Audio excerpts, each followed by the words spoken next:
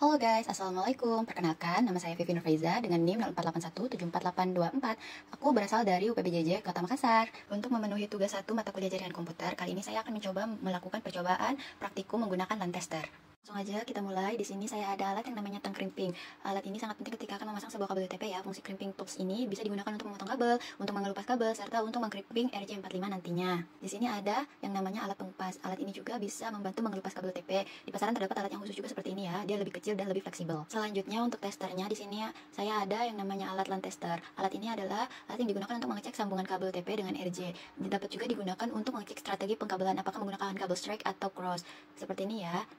Kemudian di sini ada konektor RJ45. Ini bisa digunakan dalam jaringan lokal atau LAN ya. Dia merupakan standar konektor pada jaringan yang disusun berdasarkan urutan kabel yang telah ditentukan. Dengan adanya konektor ini, kita bisa lebih mudah dalam pemasangan ataupun penggantian kabel pada jaringan. Selanjutnya ada yang namanya kabel UTP atau Unshielded Twisted Pair. Di sini saya menggunakan cat 5E atau kategori 5E gitu ya. Oke, kita sampai pada langkah-langkah membuat kabelnya. Untuk kabel strike, di sini aku fokus untuk membuat yang strike ya. Pertama, potong kabel sesuai dengan panjang yang dibutuhkan menggunakan tang crimping dan pastikan panjang kabel sesuai karena pada kabel UTP sulit untuk menyambung kabel tersebut.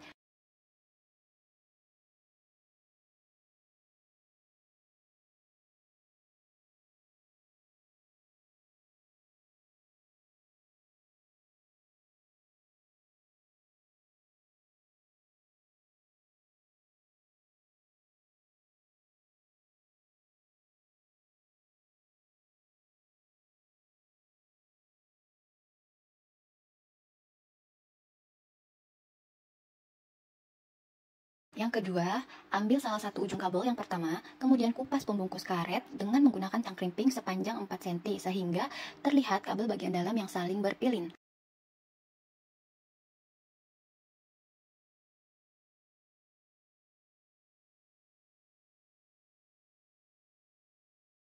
Terus yang ketiga, luruskan kabel yang berpilin tersebut sehingga mudah untuk disusun. Yang keempat, buat urutan kabel dari kiri ke kanan sebagai berikut. Putih orange, orange, putih hijau, biru, putih biru, hijau, putih coklat, dan coklat. Ya, jangan sampai tertukar. Lalu yang kelima, pastikan urutan tersebut tidak berubah-ubah dengan cara pegang secara erat-erat. Selanjutnya potong secara lurus dan merata sehingga menyisakan sepanjang 1,5 cm. Pastikan urutan setelah dipotong tidak berubah dan terlihat rata.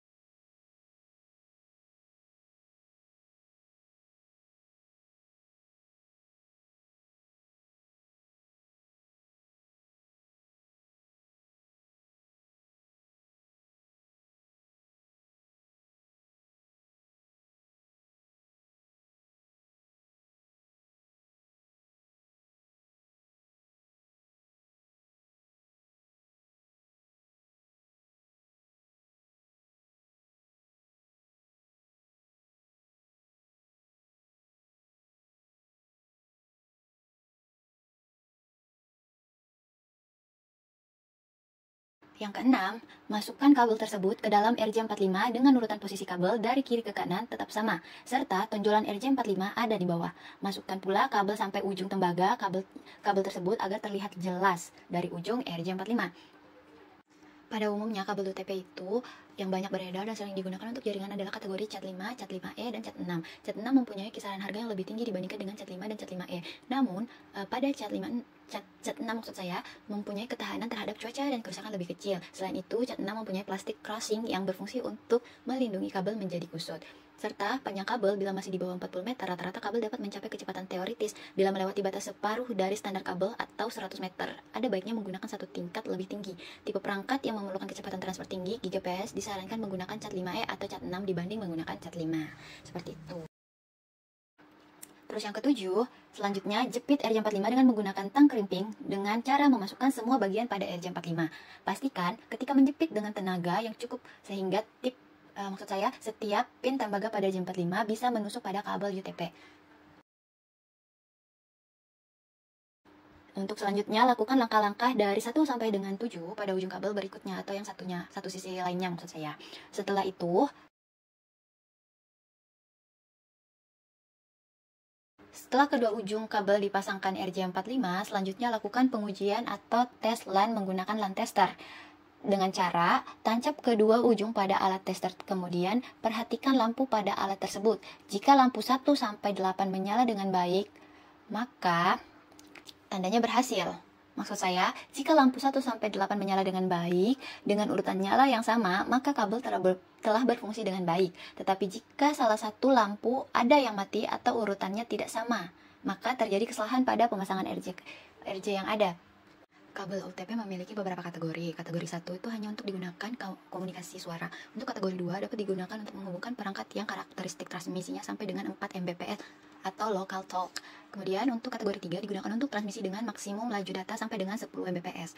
Ya, atau Ethernet. Kemudian ada kategori 4 digunakan untuk menghubungkan perangkat dengan karakteristik laju transmisinya sampai dengan 20 MHz atau 16 Mbps seperti token ring. Ya, lanjut. Untuk kategori 5-nya digunakan untuk menghubungkan perangkat dengan karakteristik transmisi sampai dengan 100 MHz maksud saya. Ini dikenal dengan istilah fast Ethernet. Lalu ada juga yang kategori E5, merupakan perbaikan dari kualitas kategori 5 walaupun laju datanya tetap sama, yaitu 100 Mbps. Untuk kategori 6-nya dia sama dengan kategori 7 yang mana bisa digunakan untuk menghubungkan perangkat dengan karakteristik transmisinya 250 Mbps sampai 600 Mbps. Kualitas baik dapat menyimpan data dan laju 1 Gbps ya, dikenal dengan istilah Gigabyte Ethernet. Lanjut, untuk kategori 8-nya banyak digunakan juga untuk data center atau server, kabel yang dapat dilalui frekuensi 1 GHz atau 2 GHz dengan kecepatan transfer 40 Gbps, serta kabel Ethernet Cat 5 ini membutuhkan pelindung metal pada bagian konektornya dan maksimum koneksi stabil hanya sampai jarak 30 meter untuk kecepatan transfer maksimumnya.